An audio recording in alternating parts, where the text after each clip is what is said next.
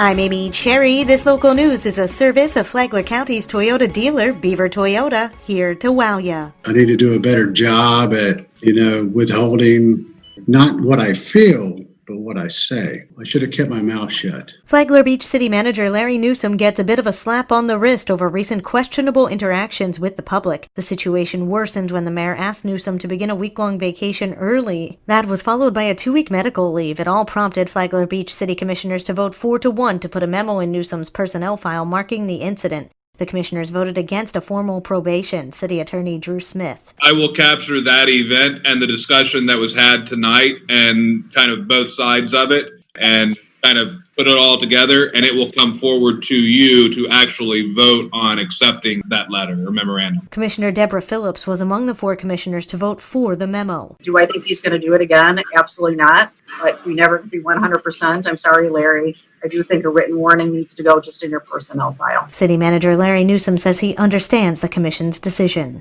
And no matter what happened with the public, my job is to still make sure that I look out the betterment of Flagler Beach. And I don't disagree. If you guys want to put something in my file or you want to put me on probation, I'm okay with that. I am. I need to be called to task.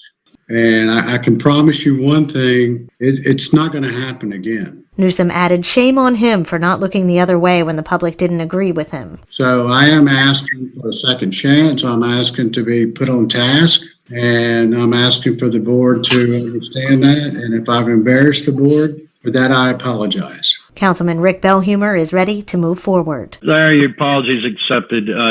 Yes, it was embarrassing to the commission and the city as a whole. If we can avoid this in the future, I'm sure it'll be back to the way things were in the beginning. Commissioners chose to hold off on any further action until Newsom's job evaluation, for which no date was set.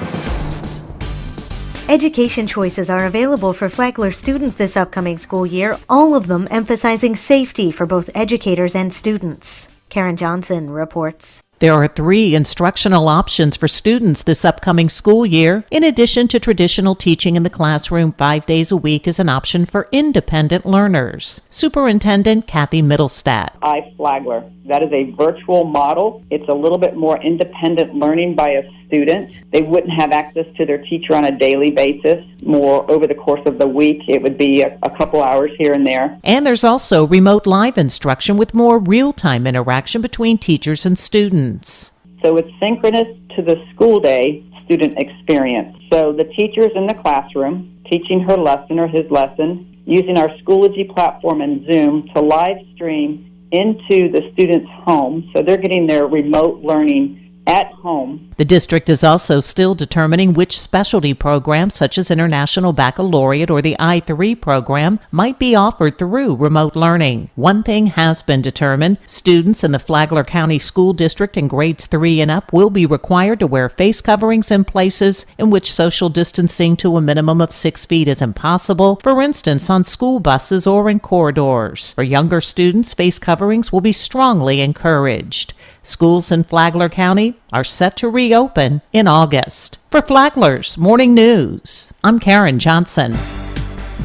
The Flagler County Sheriff's Office is warning residents about a new scam. Tony Magoo has the details. The Flagler County Sheriff's Office has received several complaints regarding phone calls received from a Detective Hamilton claiming he's with the Sheriff's Department. Flagler County Sheriff Rick Staley. This is a phone scam. Number one, we do not have a Detective Hamilton. And number two is we would never ask you to pay money in lieu of an arrest or some kind of fine. The unidentified person advises the citizen that they're part of an ongoing criminal investigation. If this ever happens to you, Sheriff, what should they do? If anybody calls you for that, you should hang up immediately and you can notify the Sheriff's Office. Don't fall into the trap and become a victim of this scam. If a citizen has any question about whether a deputy or detective is employed by the Sheriff's Office, please contact the Sheriff's Department at 313-4911. For Flagler's Morning News, I'm Tony Magoo.